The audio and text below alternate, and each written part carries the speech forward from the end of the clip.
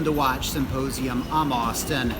Thunderstorms, rain all across Tokyo today. The perfect day to go to Nakano Broadway. And I'm meeting a viewer here. What does he want to get? Well, before I tell you, let me just tell you about the bang for buck pieces. Now, I'm going to concentrate on the steel professional pieces. And the most bang for buck is probably the Explorer 2, packed with functions, inexpensive, probably one of the cheapest steel professional watches, a great 40 millimeter option. And if you're on a budget, but you want a Rolex, a steel professional Rolex, that's the one to get. Next up is the most watch for your money, and that would be the Sea Dweller 16600. Again, 40 millimeters, it's got the date, it's got the rotating bezel, and that thing goes deep. You have the helium escape valve, and it is a true tool watch in the way that really no other Rolex watch is. I mean, it is a beast, and it is not a consumer grade watch, and a lot of watch for your money, the most watch for your money. Next up in the hierarchy would be an iconic watch, and not a great deal, not a bad deal, I would say dead average, and that would be a no date sub or a date sub. 14060 or 14060M or a 16610. This is a consumer grade, but still a beast, maybe not to the extent that the Sea Dweller is, but it's a hardcore watch, but again, it's more consumer grade. And it's so iconic that I think it's popular and that people think about it. So it's not quite the deal that the Sea Dweller is. It's thinner, it's lighter, so it's a great option. And then the last would be the 16710. This is the Neo Vintage GMT Master 2. Not a great deal, not a good deal, kind of expensive, super iconic, a super fun piece to own, packed with functions. You have that rotating bezel. What I love to wear, what I would choose for my one and done, but you pay for it. Now, this just was a list that contained the Neo Vintage watches. Now, if you're talking vintage watches or new watches, it would be different.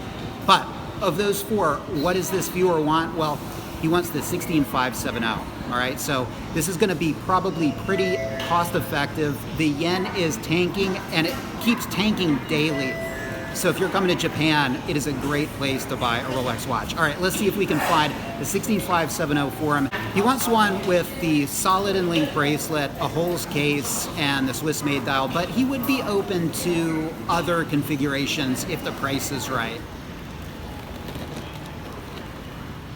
He wants a black dial Explorer 2 as opposed to the more popular and slightly more expensive white dial version.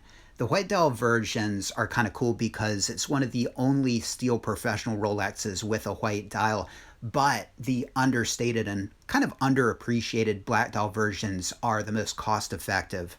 The first piece we saw was this tritium piece. This is a no box, no papers example. Having the tritium dial, this would be a watch from 1997 or earlier, and it would have the hollow and link bracelet. Now, I don't think he wants to deal with tritium or really the hollow and link bracelet if you can get the solid and link bracelet, so we passed on it.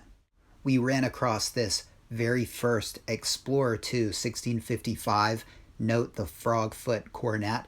The 1655 was the very first Explorer 2. It came out in 1971, ran until 1985, and it was a spelunking watch. It was made for cavers, and the 24-hour hand is really nothing but an AM/PM indicator. You can't separate it for another time zone.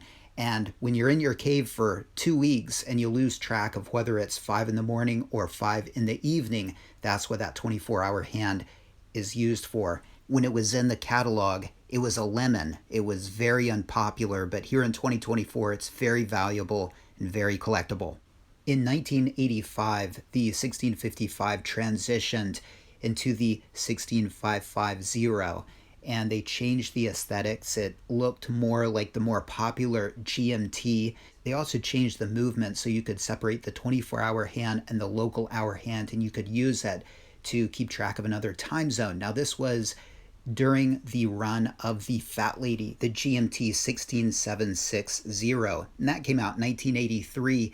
And that was the first model where you could separate the 24-hour hand and the local hour hand on the GMTs. And it marks the point in the mid-1980s when you could separate the 24-hour hand and the local hour hand on those four-handers. The 16550 ran for 4 or 5 years until 1989 when they released its successor, the 16570. The aesthetics really didn't change, but it got a movement upgrade. It went from the 3085 movement to the 3185 movement, and this is the watch that this viewer is after. All right, back to the shopping. We found this K serial. K serials are from 2000, 2001. Full box, full papers. Well, not all the papers. There were some manuals missing, but it had the green tag and the papers. Both of those parts being irreplaceable because they have the serial number of the watch on them. Now, the price was a little high, and it looks good from afar, but when you look a little bit closer, well, there's a little bit of a problem on that front left lug. It looks like it's been over-polished just a hair, and if this was a cheaper piece, I might let it slide, but I think you're actually paying for that polish, and the balance is off, so ultimately we walked from this piece. Next up is a D serial. They're from 2005, 2006. And of course, it's got the solid in-link bracelet. They started those around the turn of the millennium, and it's got a no-holes case, which makes it a little harder to gauge the polishing because you can't see how close the polishing is to the holes. But the polishing on this piece looks decent. It's a little bit soft, so you know it's through a third party and not RSC, but it's not bad. This is a no box but papers piece. It's got the green tag, and it was a contender. We had them throw it on the time grapher, and it looked decent, but we passed on it. The next Explorer 2 that we checked out was this W serial from 1995. As you can see, it's a tritium piece, and there's some patina going on. This has the older clasp, which is a negative.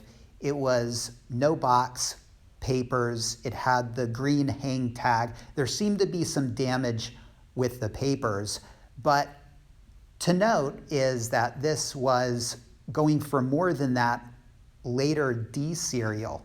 All right, that's right. The W serial was cheaper than the D serial, and so this is, and I'm going to borrow a term here, what I would call the uncanny valley of value. Now, uncanny valley has to do with psychology and why robots are creepy and little tiger cubs are cute. Anyway, what it means here is that when you get pre-ceramic Rolexes from around 2000 to say 2005, around there, then you get great value. If you go more toward the modern pieces, the price jumps a lot. And if you go towards the vintage pieces, they get more expensive.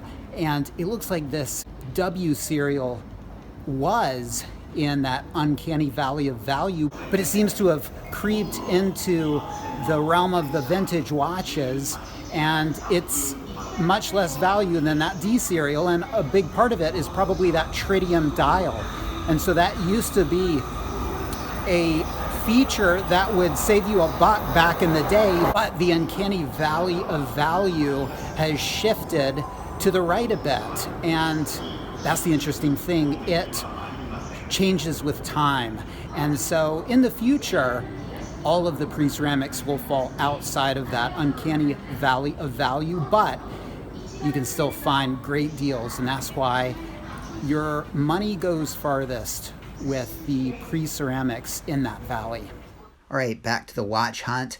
We came across this tritium dialed 16570 and passed on it, likely because it was tritium, which is really hard to deal with. It disintegrates, it chips, it flakes, it's radioactive, it gets on the dial and corrodes it, and it's a pain to have serviced because RSC, the Rolex Service Center, doesn't have any more tritium parts. So if they need to do something like change the hands, you're going to get luminova hands, and the color is going to be different than that beautiful creamy patina on the dial, and it's not aesthetically what you want. I can't even remember the price, but we passed on this Y serial Y serials are from 2001, 2002, and it's during the Y serials that they stopped drilling the lug holes into the cases, and this has lug holes, so this would probably be a 2001 Y serial. To note, the rehaut isn't engraved, unlike this M serial, which does have the engraving on the rehaut.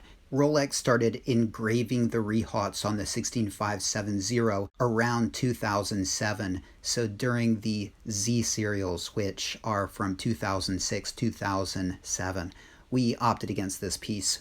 The same goes for this M serial from 2008, which could have had a better polish. This G serial from 2010 that had the white dial, and again, he was after the more masculine looking black dial version.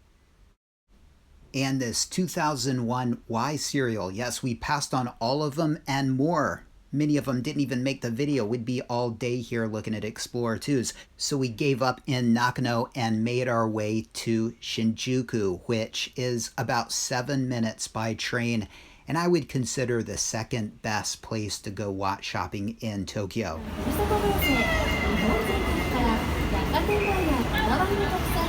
And we checked out this 16570. Now this was a Y serial.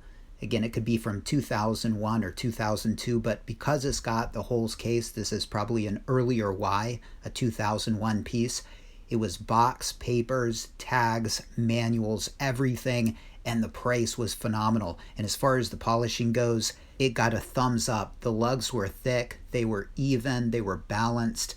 Not too much metal had been taken off. I think it might have been polished once in its life, but this is the kind of polish you can deal with. All right, so what's the lesson? Well, there are great watches in Nakano, but that perfect watch could be in one of the many other watch shopping areas of Tokyo, and there are a lot. Ginza, Shibuya, Ueno, Shinjuku, and of course, Nakano. It was a long day exploring for the right Explorer, but I think the viewer got a great piece.